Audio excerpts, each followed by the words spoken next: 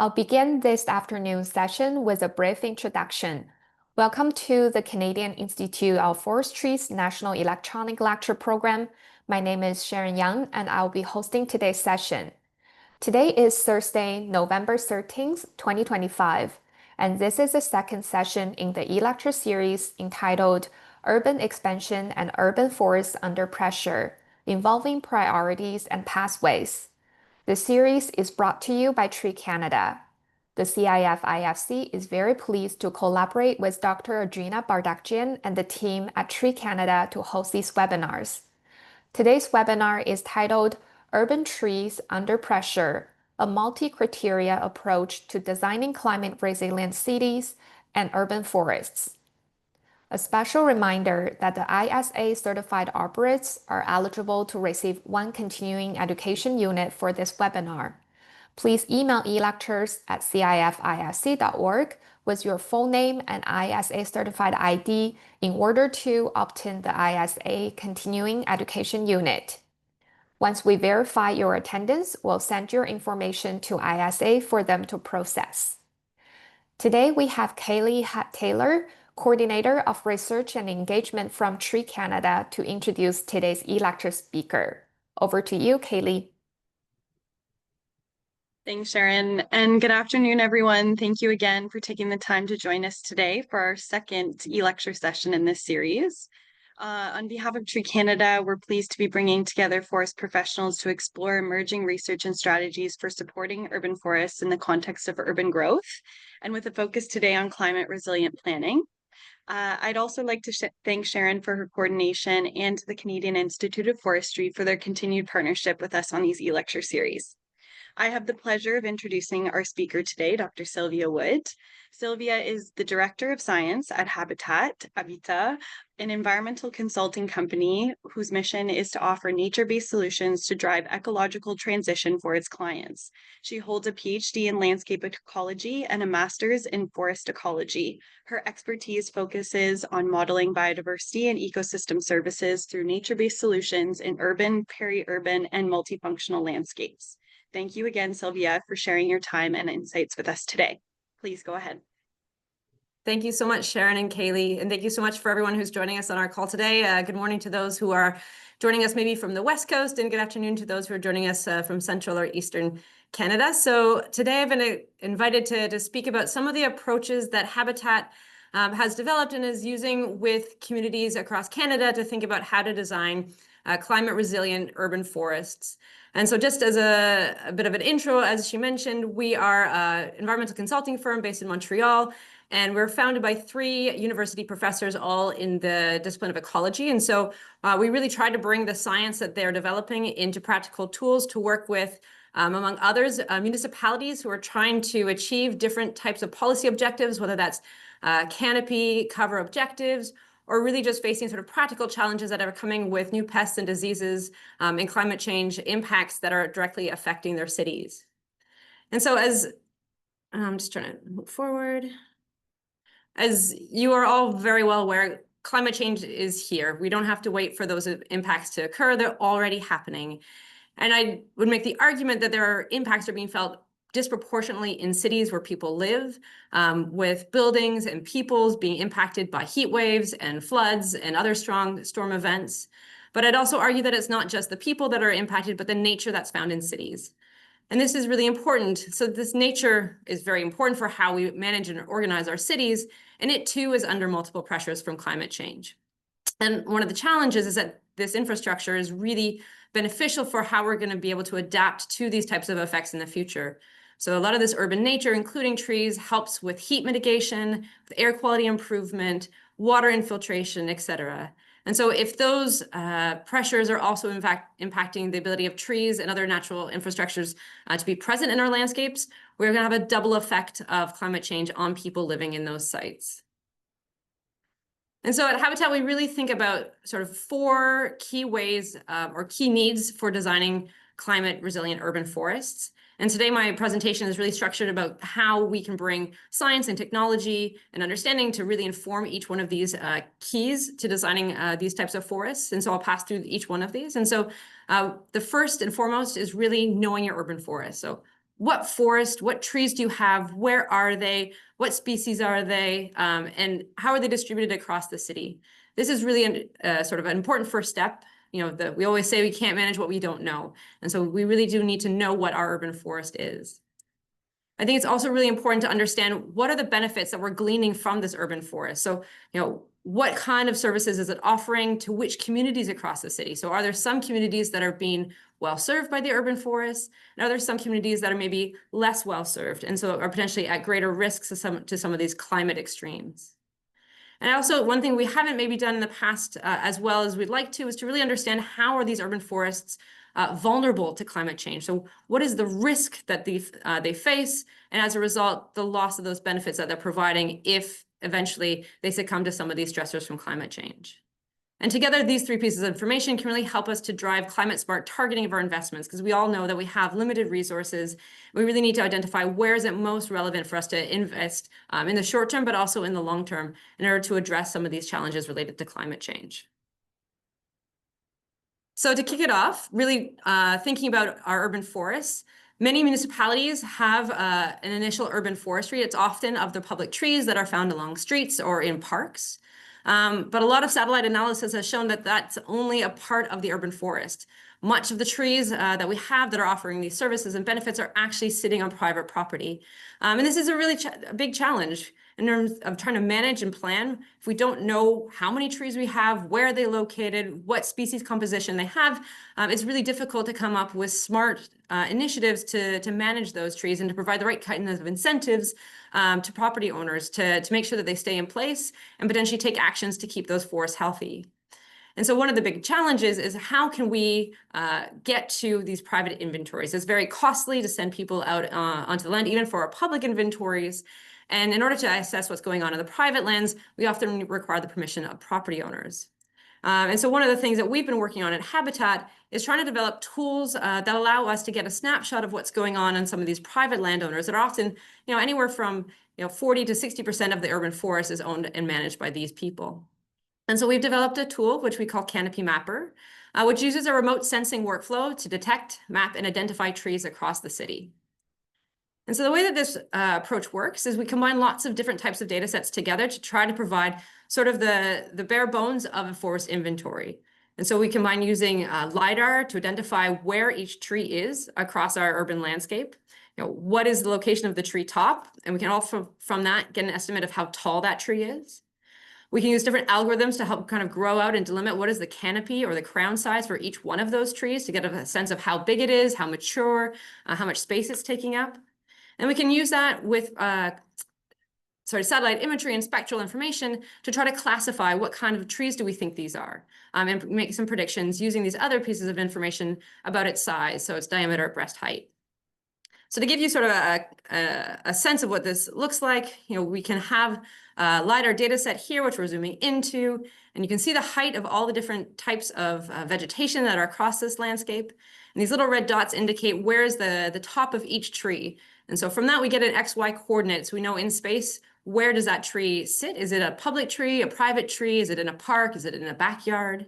And it also allows us to estimate how high is that tree top. And so we get a sense of the height of the total tree. So this is sort of a view from above when looking at that same type of data set. What we want to do is place a point on the top of each one of those trees. We can then grow out that canopy, and we can look at how that aligns with the spectral information that allows us to train machine learning models to predict those species. So we've been working on this in Montreal and the surrounding areas where we've been applying it to a number of municipalities and having very high results. And what it allows us to do is to build the basics of an inventory that we can then use for other analyses. So what you end up receiving is a table with sort of each tree with its unique ID, the species, its estimated height, DBH, and crown size. And so this is really interesting because these are really the data that goes into a lot of the models that we use afterwards. We really do need to know what is the tree and how big it is in order to estimate some of the risks and benefits of these trees in cities. And so it's not a perfect inventory. It's modeled, and so there's a grain of salt to be taken with it. But we found that it does a very robust job of identifying approximately 30 different common species in cities. And so that might not sound like much when we know there's often hundreds of species that are planted in cities. But this tends to make up approximately 85% of all the identified trees. And so many cities have canopy structures that are really based around a few large canopied species that dominate the canopy cover. And this lets us to identify which species are present and how they're distributed across those cities, or sorry, across that landscape. And so this really helps us to sort of fill in those gaps in what is otherwise an incomplete inventory. It allows us to have a more complete vision of our urban canopy. The second step in what I mentioned of these key steps in designing climate resilient urban landscapes is really understanding the benefits that these trees are providing to people living in cities. And this is a workflow that we developed in collaboration with the David Suzuki Foundation. We had a project with them over the past 2 years to develop a framework to help guide investments in natural infrastructure by looking at the benefits, the access, and the risks to this natural infrastructure in cities. We did this with 5 cities across Canada, from the West Coast with Vancouver, the Prairies in Saskatoon, and central Canada with Ottawa and Gatineau in Quebec, to sort of look at cities that have maybe very different patterns of history and evolution and urban nature included in their matrix. And what we wanted to do is to also provide tools to visualize these results. So try to make this as interactive as possible to provide this information to a wide range of potential stakeholders, from not just city planners, but also residents who may be very interested and curious about what's going on in their backyard. And so the framework that we developed was really focused around sort of 3 major questions. First of all was, where is natural infrastructure located across those cities? In many cases, lots of cities didn't have a perfect inventory, not just only of their trees, but also of their parklands and green spaces. So trying to identify what are the natural infrastructures that are, benefiting people. Then more specifically, actually modeling out the benefits that they provide across the city and doing this in a spatial way to try to understand what we call the benefitscape. Where are these benefits being provided across the landscape and who's actually benefiting from them? With this information in hand, we think that we can then, this is sort of our diagnostic step that allows us to then ask questions about, well, which of these benefits do we think are most at risk from climate change? In relation to that is also who's benefiting and who's at risk of losing those benefits. And then this can help us to better target where should we be intervening in order to reinforce our urban canopy and our natural infrastructure and make sure that the benefits are distributed more equally in face of climate change. And so to do those last 2 steps, what we also do is we bring in a number of different economic and climate indicators that help us to be a bit more precise about what we mean when we say at risk of climate or who has access. So in this project, we specifically looked at 4 different types of natural infrastructures. The public trees are obviously a major component of that, as well as sort of these large woodlands. So based in Montreal, I'm looking out over the Mount Royal, which is a major green space that people really depend on and is forest-based. But there's lots of other natural spaces that are important in cities, including wetlands and public parks.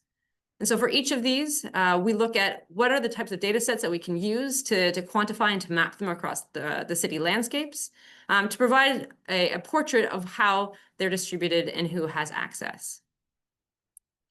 Next, we want to understand the benefits that it's providing. And so we're interested in looking at 6 different ecosystem services that trees and other urban landscapes provide to cities and to residents of those cities.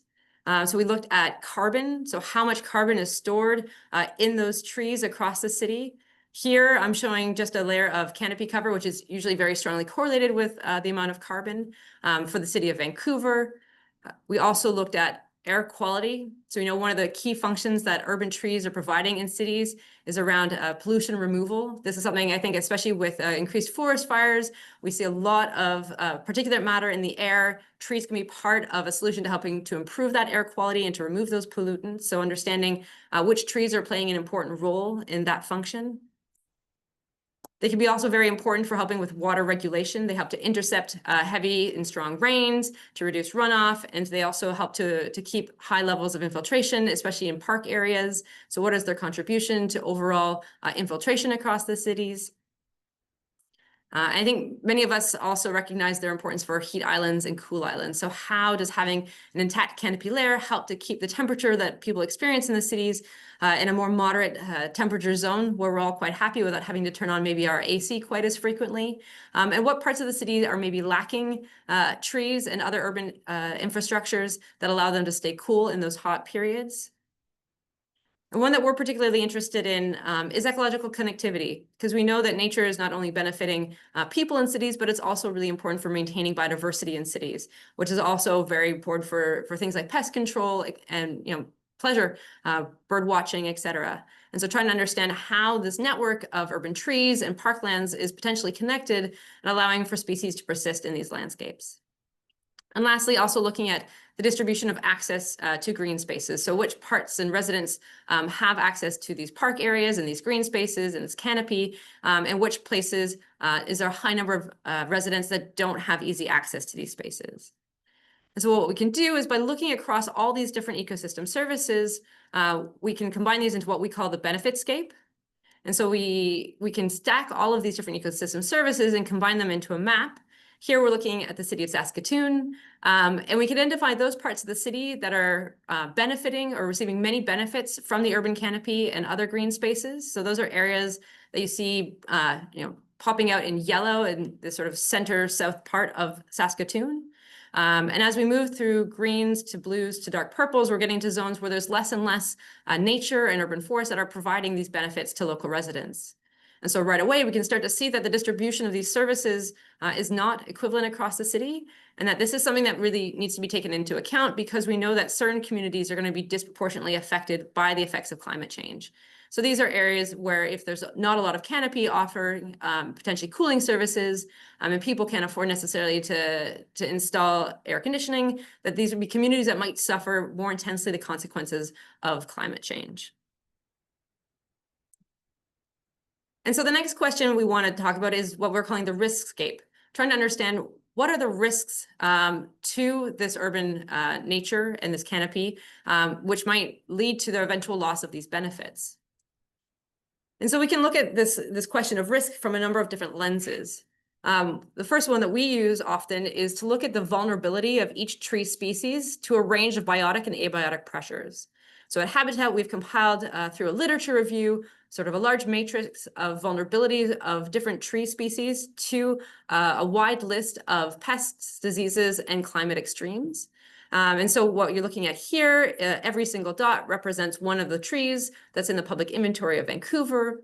And then you can see in that little black box that's in the middle a number of different pressures which might affect how well the tree survives, what its productivity is like, and whether it might succumb eventually to some of these climate drivers. And so we can see that it's in a binary state. So it's a yes, no, is this vulnerable or not? And then we can summarize these across all these different stressors and come up with a score for each tree to get a sense of a relative scale of how vulnerable it is to a wide range of these different stressors. And so this allows us to look across the city and to identify places where there's maybe sort of clusters of species that are in the yellow or red colors. These are areas where you're likely to lose many trees all at once to some of these stressors. So these might be areas to already think about putting a new tree species or diversifying the trees that are there to help bring down sort of the general vulnerability of the area to these climate pressures. We can also look at the tree's climate envelope. So a lot of work has been done on trying to map the climate envelope of trees and urban spaces across the world. And so we are inspired by the work of Manuel Esperon Rodriguez, who did this for cities across the world, looking at what is the current climate envelope of many different trees. So where are they located today? What are the climate conditions that they seem to be happy in right now? And then pushing forward the climate projections in each city to say, well, what do we expect the climate to be in 2050? And how well are the species aligned with the future climate conditions? And so in this model, we look at 5 different parameters to qualify the climate envelope. We'll look at the mean annual precipitation level, the annual precipitation, the maximum minimum temperatures, and the precipitation in the driest quarter. And we'll look at how well the current conditions align with future conditions and how each species is expected to respond. And this allows us to develop an indicator about how well adapted each tree is to the future climate regime that we expect to have in 2050. So just because a species might start to fall out of its climate envelope, where maybe the mean temperature is exceeding its happy zone, or it's getting a bit more rain or a little bit less rain than it currently likes, does not necessarily mean that that species will not be present in the future, but it might mean that it's more vulnerable to some of these other risks, such as strong storms, heat, pests, and diseases. And so these things tend to have multiplicative effects, where the conditions can lead a species to be more susceptible to what might otherwise have been sort of a minor pressure. And so again, we can start to find areas where we have, in this case, brighter colors equal areas where they're highly adapted, and darker colors tend to be areas or trees, sorry, where they're poorly adapted. And we can already identify potentially streets that have all been planted with the same species that are going to be poorly adapted in the future as areas where we might already be thinking about wanting to put a plan in to replace some of those trees in the next decade or two to make sure that there's a diversity of species that are going to be more adapted to those future climate conditions.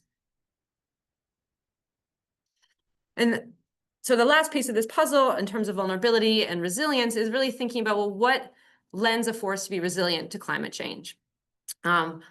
Often we think about increasing tree diversity in terms of the number of species present as one way to try to build resilience in our forests to climate change. A second way that we at Habitat think about it is to try to increase the functional diversity of species. In trees, species that are highly related, a lot of maple species all tend to be vulnerable to the same types of drivers. And so while you might have a tree where you have, or sorry, a street where you have many different maple trees planted along the border or the boulevard, if they're all vulnerable, let's say to drought, then you're very likely to lose all of those species despite having a high tree species diversity. And so we really encourage taking a functional diversity approach to thinking about resilience. And so to do this, what we do is we take the urban inventory, the list of species that we know to be present on those landscapes, and we collect trait data regarding sort of the tree density, the leaf size, the nitrogen content, and a number of other factors. We try to identify groups of species that share common physiological traits, and those tend to be traits that indicate how species are going to respond to different types of pressures, such as flooding, heat, strong winds, etc.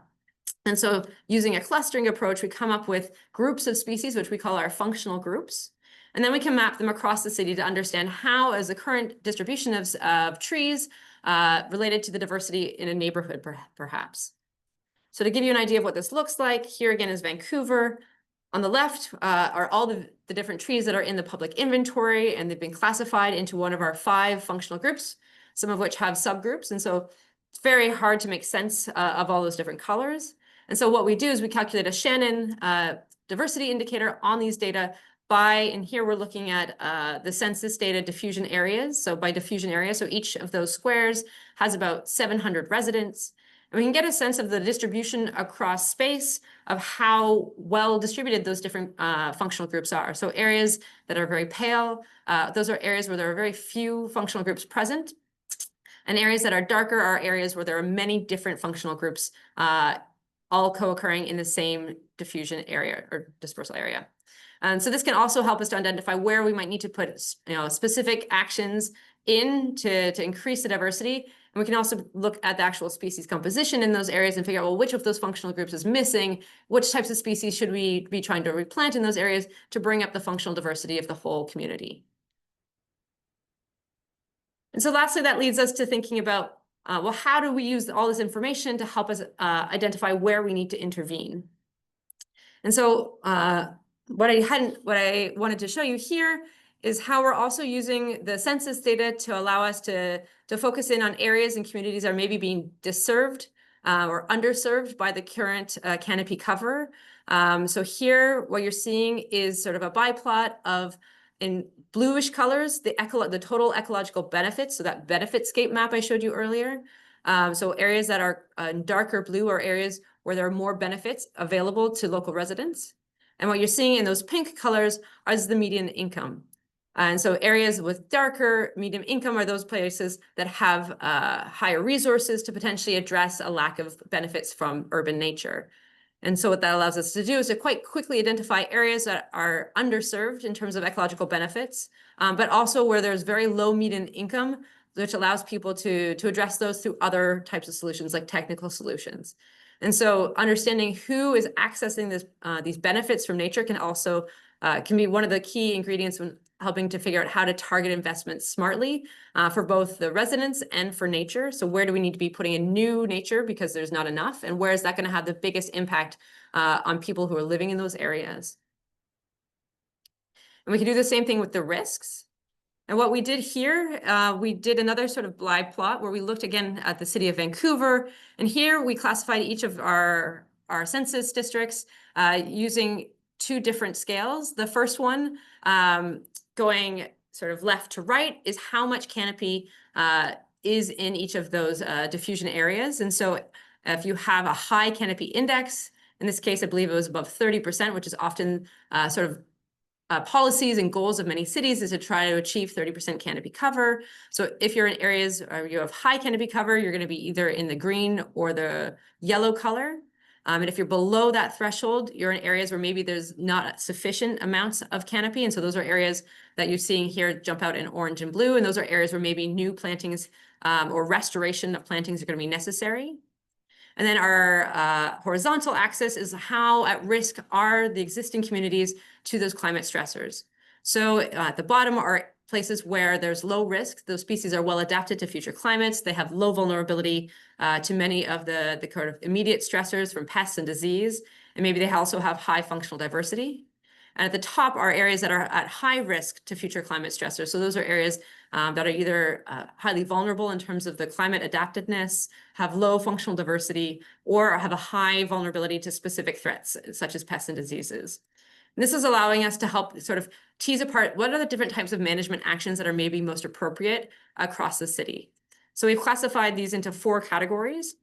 Restoration, so these are areas where there's not sufficient canopy cover, and the canopy cover that is there is actually at high risk to climate stressors. So we need to go in and add new canopy in strategic and thoughtful ways that help to mitigate those risks. We also have management. So again, these are areas that are also at high risk, but in this case, they have a high canopy cover already. And so the type of management actions might be slightly different. They might be about, replacing certain types of species, keeping an eye out for pests and diseases as they come through. And so it's maybe just sort of a more careful management of those sites, but we're already doing pretty well in terms of the benefits that they have, but we want to make sure that those benefits stay in place. Next, in the bottom left, we have the orange, which is plantation. So these are areas where really we just need to keep doing what we're doing, but at a greater degree. We need more trees and more canopy in place, but what's already there is fairly resilient.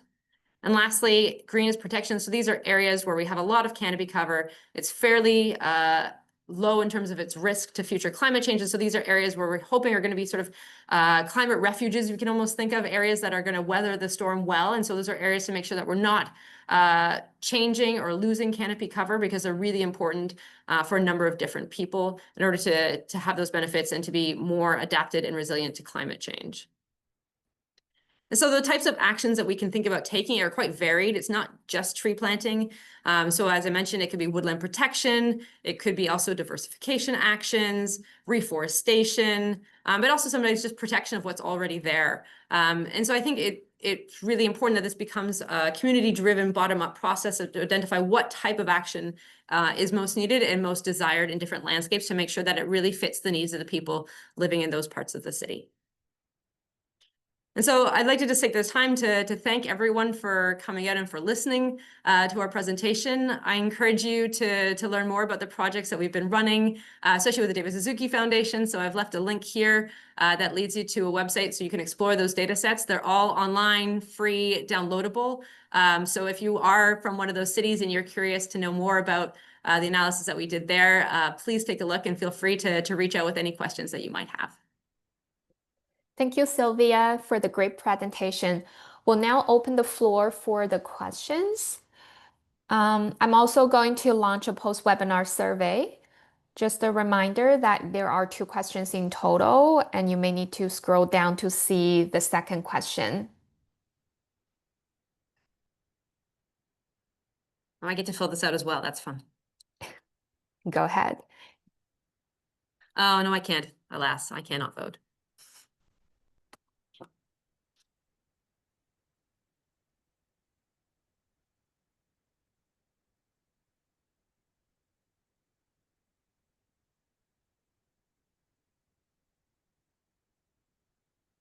Well, I'm not sure if people are still typing their questions.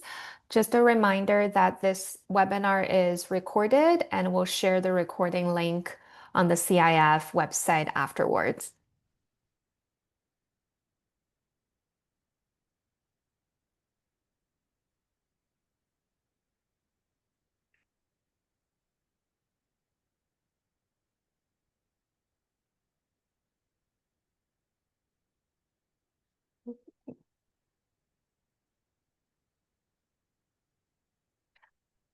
All right, so Sylvia, we have a question for you from one of the participants, and she's wondering, how are these results being shared with the cities and municipalities? Yes, thank you so much for that question. I didn't really get into the structure of how we worked with cities for those 5 pilot cities that we worked with. So in those cities, we worked for 2 years with those cities to help design and implement this project. So if you follow this link, you will be able to go see the different interactive maps that we've produced, and those data sets have all been made available to the municipalities and the cities themselves for their own internal use. So many of them were actually produced specifically to respond to a policy need. So in certain cities, they were trying to come up with a heat island reduction program or policy. And so they were using sort of the direct outputs of our work to go as inputs into their own policy design planning. For what's also another part of this project is we did a scenario analysis with each of these cities where we asked them to picture the types of activities they foresaw on their landscape out to 2050. And then we reran analyses to sort of give them some feedback about, well, what were the potential consequences of some of those decisions, whether it be development or replanning. And they also received the data sets from those scenario analysis. So we were able to get into some of the questions that they are working through on their end in terms of thinking about what kind of management they saw for their cities, and what would happen if they diversified certain neighborhoods more than others. How would that change some of the scores that those different neighborhoods had for resilience or for tolerance, et cetera? Thank you, Sylvia. Next question for you is, what source did you use for the data on each tree species climate adaptiveness? So we started off with the work from Esperan Rodriguez, where he identified the climate envelopes of the current species in each of these cities. And so that's a data set that he produced. We've since retaken his work and are able to reproduce it with our own models. And so that's why we're able to bring it into other cities where maybe his initial article didn't touch. And so it's all derived based on those climate current climate data using CHELSA and future climate data using CHELSA. Thank you, Sylvia. Next question for you is, could you speak more about how the ecosystem services are assessed, measured, or modeled in your projects and the maps showed? For example, the stormwater, air purification. Yeah. So for the first 2 of these, we use the iTree tool produced from the USDA to look at carbon storage and sequestration, air quality improvement. We also look at water interception.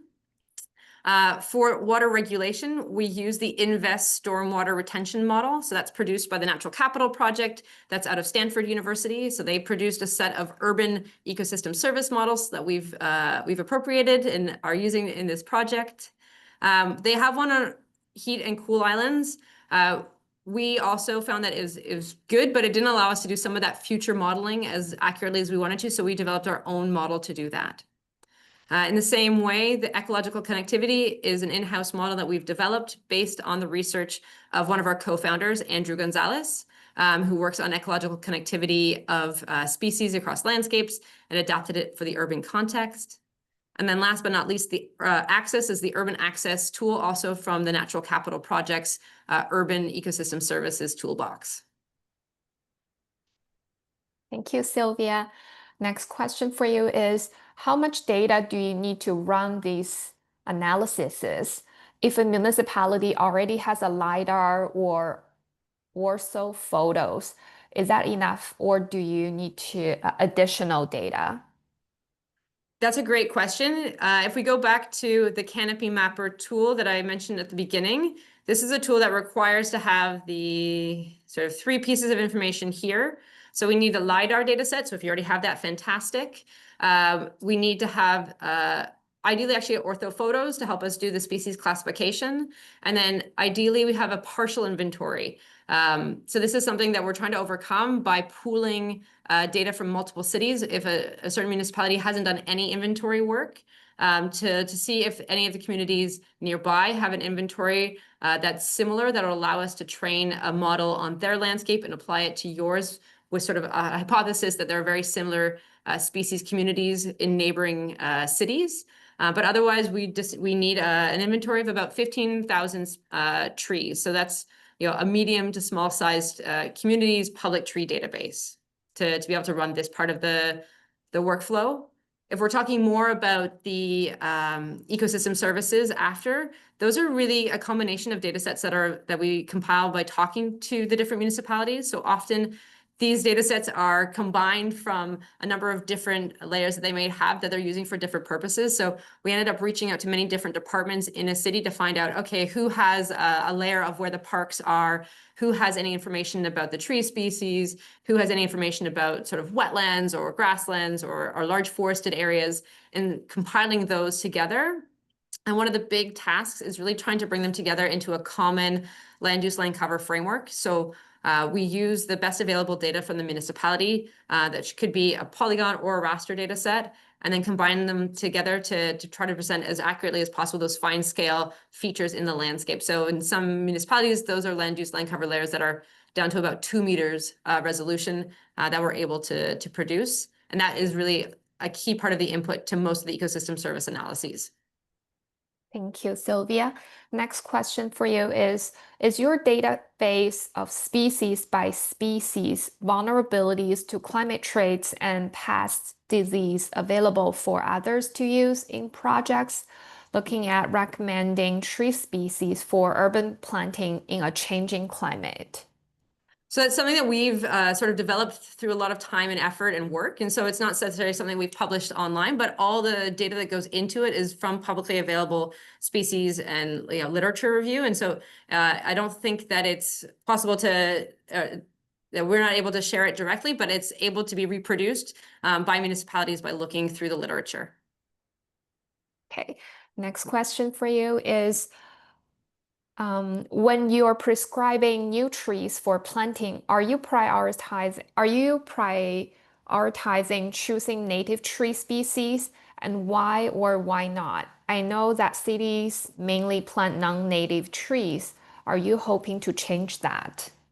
That's a great question. And I think there's a bit of philosophy about that. So we definitely encourage the use of indigenous and native species in tree planting, but there is an awareness that those species might not be those that are most adapted to the climate in 2050.